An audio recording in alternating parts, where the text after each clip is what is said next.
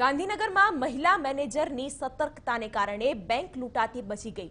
મંગળવારે વાવોલ ગામની એસબીઆઈ બેંકમાં 3 જેટલા બુકાનીધારી લૂંટારુઓ હથિયાર સાથે પ્રવેશ્યા। એક રાઉન્ડ ફાયરિંગ કરીને લૂંટ કરવાનો પણ પ્રયાસ કર્યો। જોકે મહિલા બેંક મેનેજરે એલાર્મનું બટન દબાવીને પોલીસને જાણ કરતા લૂંટારુઓ બેંક લૂંટ્યા વિના જ ફરાર થઈ ગયા।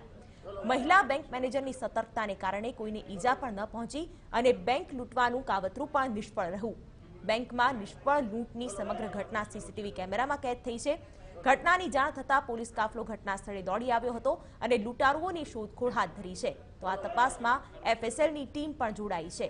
પોલીસના મતે દેશી બનાવટની બંદૂકથી લૂંટારુઓએ ફાયરિંગ કર્યું હોઈ શકે છે।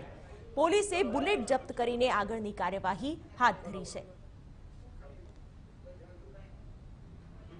સ્ટેટ બેંક વાવલની શાખામાં આજે 1:30 વાગે 3 ઈસમો મોટરસાઇકલ લઈને આવેલા અને અંદર ઘૂસેલા એટલે મેનેજરની સતર્કતાથી મેનેજરે એની બુકાની કાઢવાની જે રૂમાલ હતો એ કાઢવાનું કહેતા એણે હાથમાં એના ખિસ્સામાંથી પિસ્તોલ કાઢેલી અને ફાયરિંગ કરેલું।